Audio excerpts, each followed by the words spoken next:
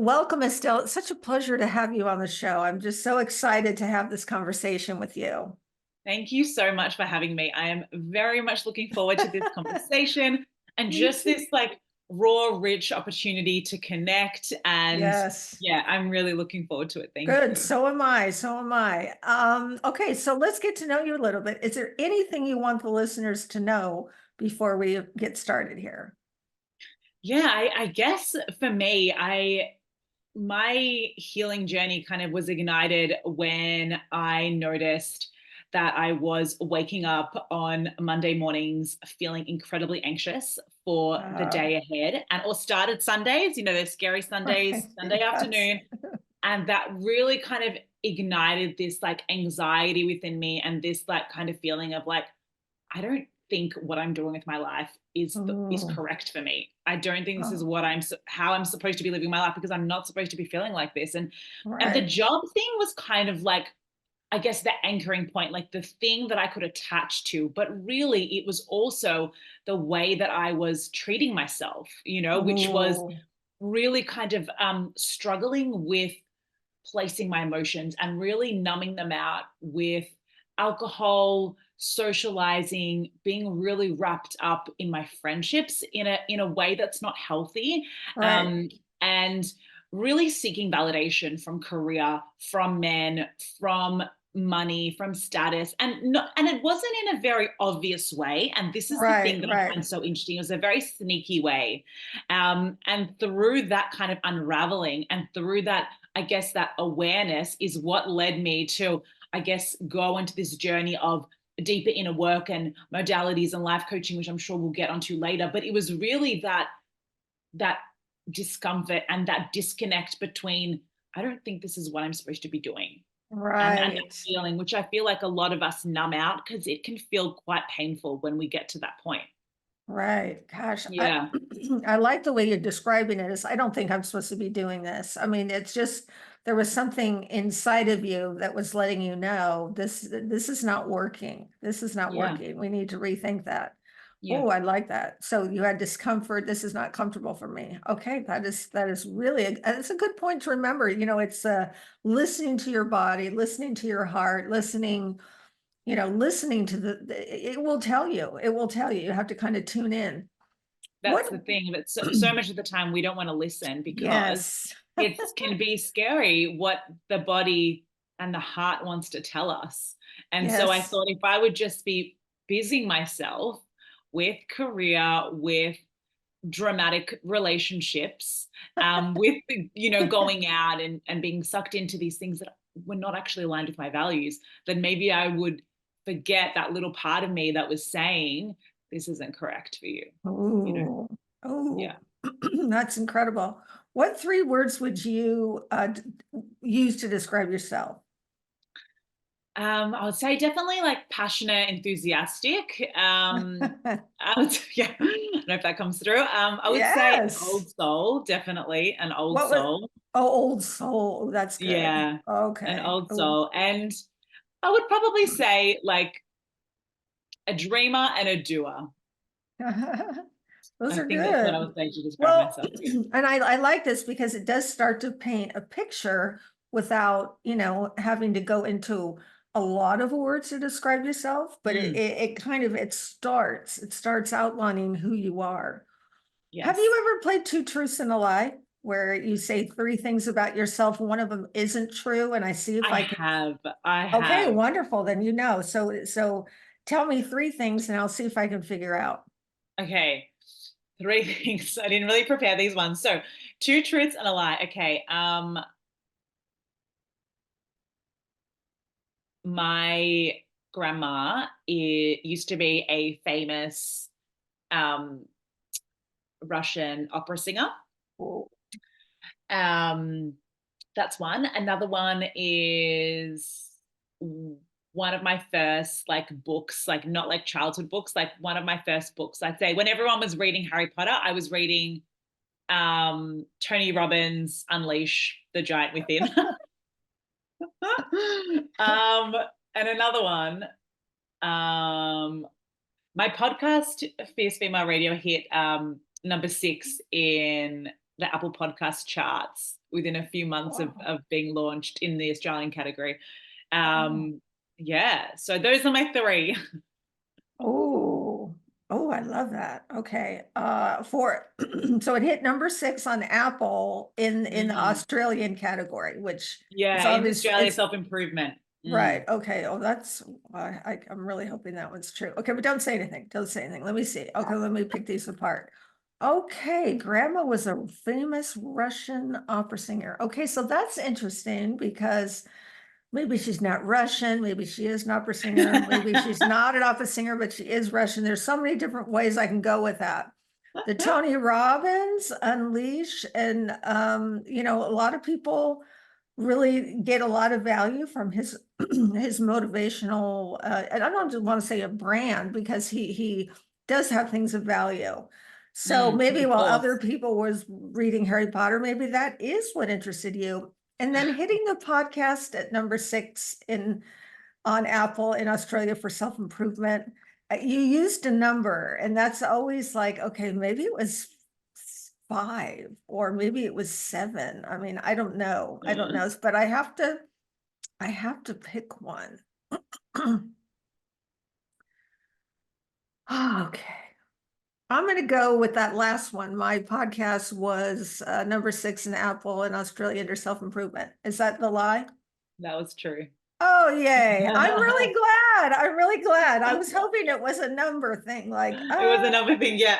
No, yeah. the one that was a lie was my grandma being a Russian opera singer. Now she used to sing opera. That was it was her dream to be in theater.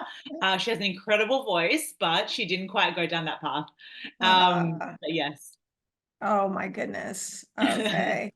I was going to put that second That was as the fun. lie, but I know I like that. That's so They're wonderful. And tricky, the that's, truths in a lie. They're tricky. yes, they are tricky. But it's fun because I find out that your grandmother, wanted to do this, and that's so wonderful. Mm. So she was Russian, yes? She's Or maybe, Russian, yeah. So or maybe she's still alive, and she's she's still alive. we yeah, Wonderful. we have a beautiful relationship. She's Russian, and both my parents are, and yeah, she dreamed of being in the theater, but her mum didn't allow her to pursue that path because she said that was only for promiscuous women, and she wasn't allowed to go down that path. Gosh. So she had a whole different life, but she is such a, I mean, she's definitely got the energy of, I mean, loves life, and you could see her, you're like, you were an actress in another time. Like she just has that whole thing about, very theatrical is the word I want to use, Oh, theatrical. that's so fun. Oh, she Yeah, it's sounds like a great. really fun person. How wonderful. Yeah. And then, of course, you did read the Tony Robbins book while everybody else was reading Harry Potter. So you were drawn to sort of self-improvement, kind of out of the gate almost like, oh, Yeah. that Harry Yeah. Potter, that sounds fine, but I'm interested in this. I really tried to get into Harry Potter, but I was like, I just want to read my mom's self-development books. Wow. Well, that's so interesting. And then you Mm. continue to pursue that. We're going to get back to that in a minute. One of your favorite movies of all time? The movie ones are always so tricky because I feel like in different stages of life, you Yes. gravitate to different movies and then you can go back sometimes. Look, I often find my favorite movies are not the ones that I want to watch regularly, Yes. because I they can be agree. quite intense. Yes. Yes, I agree with Yeah, you completely. yes, because I think people think it's your favorite movie, you have to watch it all the time. Like, okay, for example, I love like, Center Stage and those like dance movies. I love them. Is that my favorite type of film? No, it's just something that I would like to enjoy from a light, when I want to feel Yes. light, when I want to just, be a little bit more kind of relaxed. But I think my favorite movies are always the ones that really pull at the heart. Yes. Like Dead Poets Society, Yes. A Beautiful Mind, Yes. those types of movies. One that's a bit lighter that I think is incredible that I could watch, that I think it's a good blend of both, is Hidden Figures. Oh, yes. I I just think forgot that's about such a that one. great film, Yes. so well done, and just, yeah. So that's one that I think I could watch a bit more regularly. That still has really powerful kind of messaging. Right. And I I totally get what you're saying about the ones that really stick in your mind. They're almost too hard to watch over and over again because you're probably empathetic. So there's just too much that you have to feel Yeah. emotionally to go down that road again. While I'll call them like the B movies, you could watch this again and again and again Yeah. because they're just like you say, they're lighter. They're lighter. Those are all really good selections. Thank you for that. And how about a person that inspires you? Look, I could say so many like business owners, people like in the spotlight. But I think for me, if I was really honest with myself, someone that really inspires me is my grandmother. I know. I'm just gonna say, Yeah. I think she's gonna say her grandmother. We just have, and she's just got such an incredible zest for life. I mean, it is infectious and it is so like everything is just interesting and she's so worldly and cultural and she's just so, in awe of things and she makes the ordinary everyday things like beautiful. And Oh, I just think that is such a gift. And to be so in awe of life and to be so passionate about everything, I think is just a gift to everyone else around you. So that's yes. something that really inspires me. Well, and that's something, what a wonderful legacy she leaves. I mean, she's still with us. How wonderful. You already know, she's already imprinted that on you, and you get to, take that in and then continue forward and have that same zest for life and that same curiosity and that same, making things that are, like you say, everyday, ordinary, interesting. I think that's just wonderful. That's so wonderful. And that she continues to be that for you. And not everybody still has their grandparents, right? I Mm. mean, It's such an important relationship. It's something that I'm reflecting on more now that I have two kids, and mhm. their relationship with my parents. I think it's such a gift, and it's a luck. It's a luxury to have that. Yes, So I yes. think I think it can really shape a person. So yeah. Yeah, I like that. I like that. And I was secretly hoping you'd say your grandma. I wanted to hear more about her. Okay, what's a piece of wisdom you keep handy? This is a good one. Piece of wisdom I keep handy. I like this question. I would say that the universe wouldn't present me with anything that I cannot handle. Ah, So if right. ever I'm like going through, if there's like a tough time, if there's a challenge or there's hardship or there's struggle or whatever there is, or I'm at a crossroads even, I would Mhm. always just remind myself that the universe has a plan. Like everything is unfolding the way that it's meant to. And Mm, this wouldn't be presented to me unless it was part of my path. And therefore, it wouldn't be presented to me unless I had the strength to overcome it. And I right. really like to think of like the analogy of the butterfly, right? It's like Mhm. the butterfly needed to go through that discomfort, that pain, that letting go in order to shapeshift, in order to transform into, this beautiful creature that now has the wings to fly and be set free Yeah, and be on its own path. But without that discomfort, without the breaking away and peeling back of those layers, then she wouldn't be able to, go on and explore the world. So that's kind of for right. me something that I always kind of remember. And whenever I see a butterfly, like I always have this thing, if I see like butterflies, of which there are a lot at the moment because it's summer here in Australia, I always like think to myself, like, that's a sign, that's a sign. No, that's wonderful. And it's a nice reminder, really a nice Yeah. reminder. I like that. All right, now we're going to take our deep dive, and this is your passion. This is typically what you might be sharing on social media. We're going to kind of see, where this conversation takes us, Hmm. and I like to just keep it like open and free form. Sounds So great. I think you're about a lot of things. Now, you and I met in a coaching course, correct? Isn't that how we met? Yeah. Yes. Yeah. And on the side, we were kind of chatting, which was fun. I enjoyed that. What is your passion? What are you? I'm sure you're passionate about many things. What are Yeah. you passionate about right now? I think for me, the main thing is really helping women see their potential and Mm, helping women see their gifts and their authenticity. I feel like we're in a world now where there is so much noise, there is so much hmm. access. it is so easy to shape shift yourself into what everyone else is doing. And Yes. like I like to say, there's all these like sexy carrots dangling around, like do this, do this. And I feel like Right. people are getting really um like off their path. Ooh, Like people yes. are really veering off their path. And Yes. for me, what I'm really passionate about right now is helping women come back to themselves, come back home to their authenticity, to their dreams, to their potential. And by doing that, really kind of releasing some of those programs, releasing that conditioning, society's expectation, Mhm. what they have believed to be true based on their past, based on their childhood upbringing. I'm really into and very passionate about, childhood inner work and all of those wounds that were presented, in the early stages of life and the family systems and somatic healing and how it impacts the body. And, the healing journey, I think, is our biggest opportunity for an awakening. But I feel like a lot of people don't, they want to bypass it.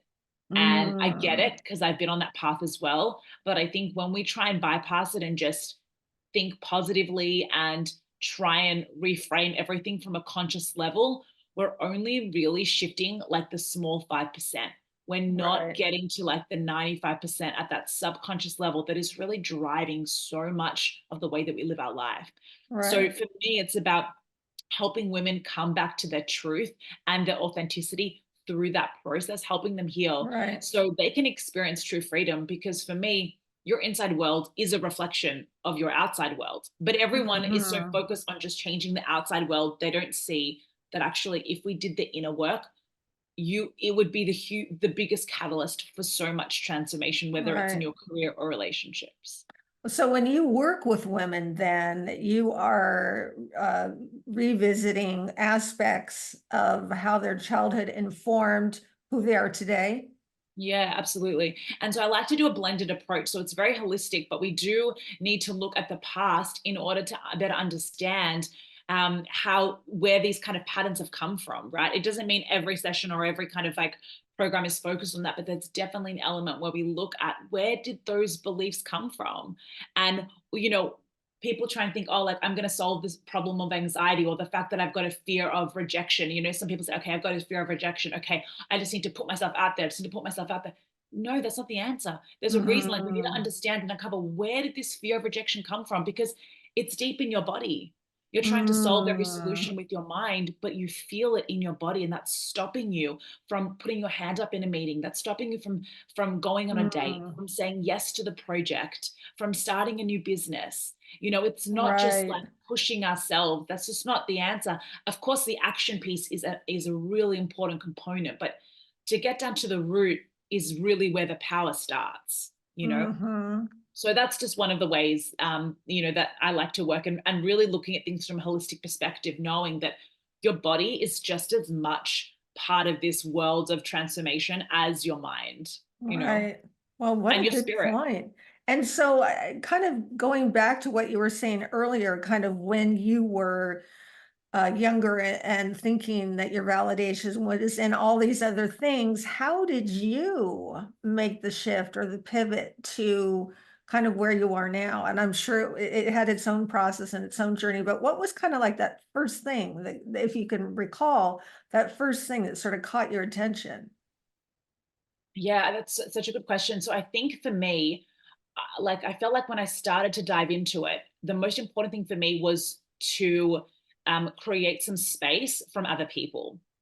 So my Oh, go-to was to be really busy because that was what I saw, the outside world as a child. I'm like, in order to be like, I saw my mum and she was like very successful. She was very busy. And so my kind of picture is, okay, in order to be successful, I need to be busy, busy. So I was always doing things all the time from a really young age. And so I noticed I needed to create more space in my life to connect with my voice first, to connect mm. with what I wanted. And I always used to like plant this theme for myself. I was like, I'm just a really social person. I just love being with people. I love being with people. And I use that as a way to discredit, or not discredit, but just to avoid being alone with my thoughts. Right. Yeah, So I right. created those opportunities, like so many of us do. So I created a lot of opportunities of space.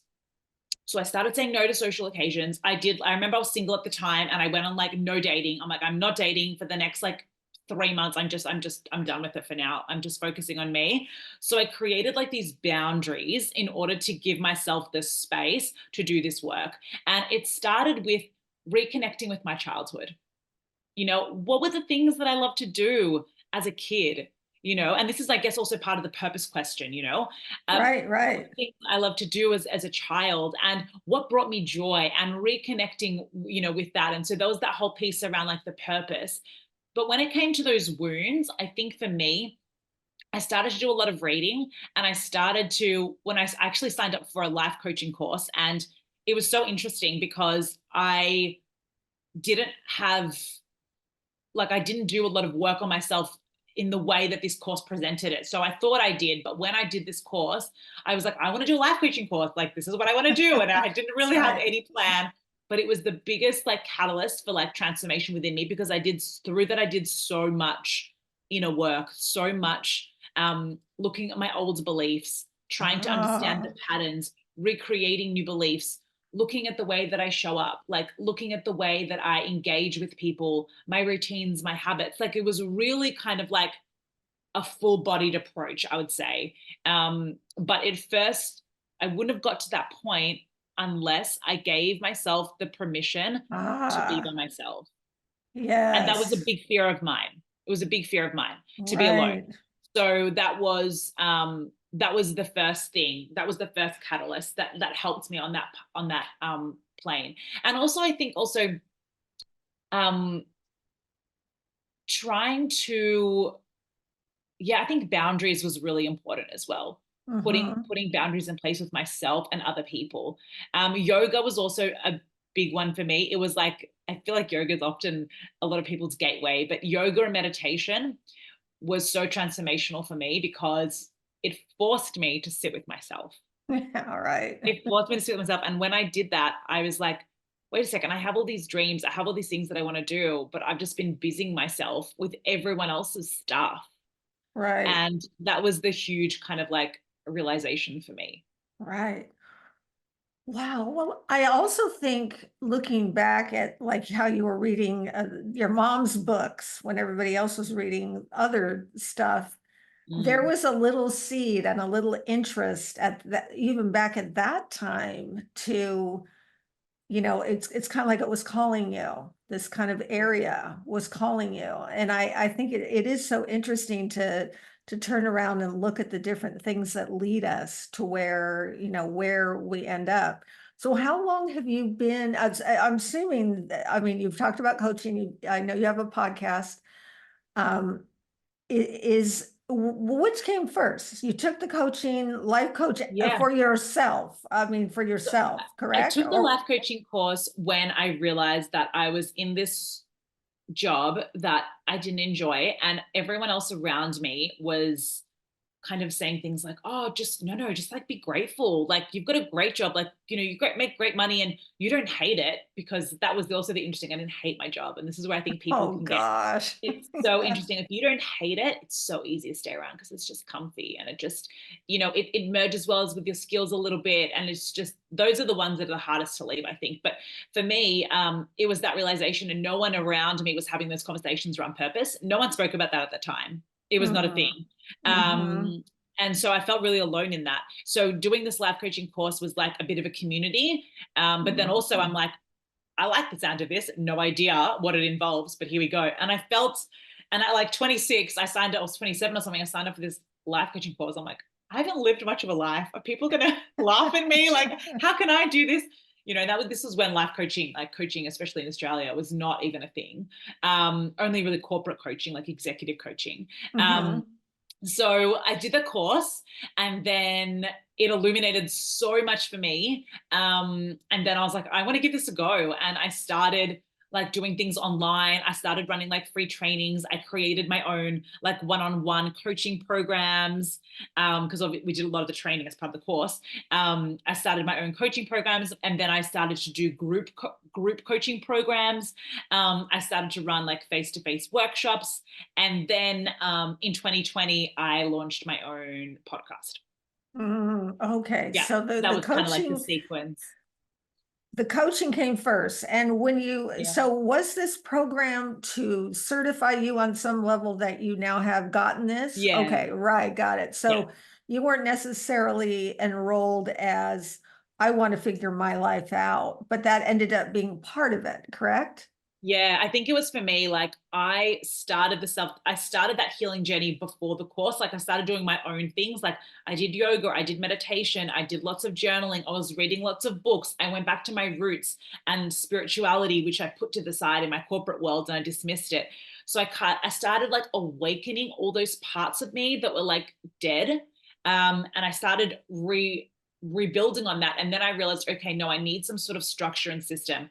And this is where I found the life coaching course. And what I liked so much about the course is that it was like, I knew that I was going to be doing so much of my own inner work, because I knew in order to be an effective life coach, I needed to be able to see my own stuff. I needed to work with my Right. own stuff and heal some of those parts.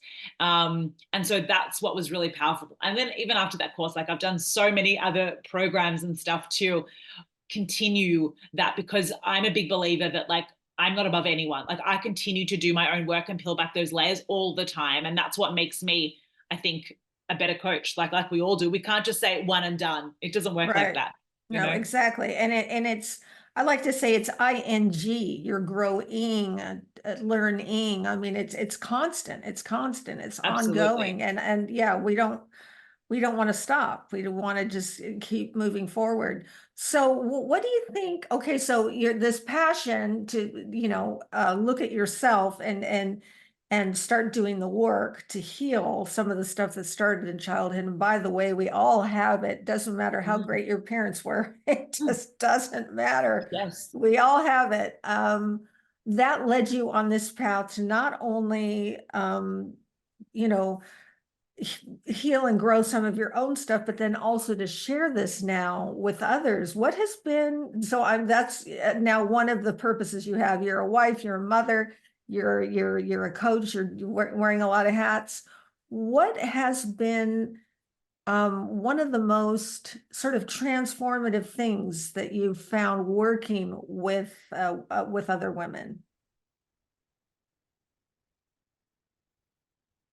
So many things. Um, Okay, two things, three things. yeah. It's So I okay, think, it's okay. yeah, I think, I think the incredible thing that still gets me all the time is just how innately strong women are. And that is something where I think is incredible to witness as I see my clients go on this journey of transformation, to look back and to be like, wow, what you have like overcome, or what you have witnessed within yourself, or what you have focused on, what you have, birthed as part of this. Like, one of my clients, for example, like she is writing her own book. Mhm. And I am just like in awe of that. I'm like, isn't that incredible? Isn't that amazing? She's actually in her, I think, like her 60s, like mid 60s, late 60s. It doesn't matter. It doesn't matter. But Right, she is right. just on her purpose train, and that inspires me. I think what is so beautiful is that even though like my role, like I find it interesting about how in awe and inspired I am by my own clients. Right. That's something that still Yes. gets me all the time. And I feel like there's this interesting dynamic with coaching where people just assume it's like, it's really not a hierarchical thing. And I think for Mm-mm. me, it's about, we get to walk together. We get to Right. walk together, and side by side, I get to support you and I get to provide you with the tools, but we get to walk together. And that Right. is, to me, the most beautiful way, because it's not about when you do this, then you'll become better. It's about you're on your own journey. And I Right. am just like helping you see the things that we cannot see within ourselves. Right. So much we have this veil. Often we have this veil and we're blind to it. So I think that's, for me, is one of the greatest things. Also, I think what I love about the coaching world as well is there's so many different points of connection. Like right now, having this conversation, like Right. having this conversation, going deep in this podcast forum is amazing to me. Like how exciting that we live in a world that we get to do that, with in my one-on-one clients, like the depth that we go to, like in my programs, the like community aspect, celebrating each other, doing the work together. Like that to me is so exciting, because I mean, I felt really alone for a long time with, all of these like ideas of self-development and self-improvement. I was so passionate about it, but like no one around me, it wasn't a thing. And like to see that there's a whole community and there's a whole world, like there's a booming industry in that space is just so exciting. And I think it's Right. exciting for people as well who, if you do feel that you're in a space where you feel alone and you don't know if there's a community of which, where you want to do things and if there's people for you, it is, especially in this world, it is out there. It's about opening yourself up to that. And it's about allowing yourself to explore and play. Right, right. Oh, yes, explore and play. I love the emphasis on both exploring Yeah. and then also playing. Because I think something happens to us somewhere along the line where, we have to be all serious and, Mm, we sort of forget how much yeah. fun it was to be a kid and to play and how important that is to, have some of that be in your life still, whatever that might look like. It doesn't have to be the way you did it as a kid, but yeah, there's definitely room for that. And I really like you mentioning that. Yeah. Excuse me, I think mentioning it's the that. biggest healing, like the greatest healing we can get is often from things that are free, like laughter and Oh, play and nature. Like that has such huge healing powers. And I think that we sometimes try and look for like the big fixes and complicated things yeah, because the simple things aren't necessarily the easy things. But if we just gave ourselves permission to play that little bit more, gave ourselves permission to be out in nature, connect with the wisdom, the healing powers of Mother Earth, like I think we would be able to heal ourselves a lot more and a mm, lot quicker. hmm. Oh my gosh, so good, so good, Estelle. Is there anything that you, as we wrap up here, is there anything you feel Mm. like we didn't quite get to? Yeah, I think one thing I'd love to say is like if there, because when you asked me the words, the ways to describe myself, and I said like a dreamer and a doer, Hmm. I would also probably say a feeler too. That's probably with the three words: dreamer, feeler, doer. But I think it's really important that if there is a dream within your heart, it is there for a reason. And I genuinely believe that what creates a lot of dis-ease in our body and in our mind, so physical health, mental health, all of these things, comes from trying to push away the thing that our body and our heart is telling us we are supposed to pursue. Hmm. I Gosh, genuinely think that. Yeah. And it's so important because whether it is a project, whether it is a new relationship, a career path, a movement, whatever it is, a right. business idea, it often doesn't make sense. It often doesn't make sense. Yes, It just yes, doesn't. And I think if we allow ourselves to infuse that play and exploration and just be like, can I just like play with this idea for a moment? Let me just explore right, it. Let me just like really kind of like in a childlike way, detached. I think a right, whole new world gets to open up to us. And I actually believe that so much of like physical elements and emotional blockages will be healed through that movement and exploration towards what it is that your heart is calling you to explore. I guess right. that's I just couldn't agree with you more. I just think, you brought up so many really important points, and I hope that everybody that is listening to this episode will feel that nudge, that like, ooh, gosh, I know what she's talking about, and not ignore it, but to go ahead and get started and get started wherever you are, however you can. I mean, there's so many different wonderful avenues out there to explore and play in. And it doesn't have to be big. Your dream does not have to be, your dream can, I don't want to see your dream as small, but it's, we're not all mm. going to win Academy Awards. No, We're no. not all going to, right? So I it's think the not bigness is like more about like the impact it'll have on you as opposed to right. the bigness of the dream. Yes, yes. the dreamness is the impact. I completely agree with that. Oh my gosh, I think you should write a book. It's coming, it's coming.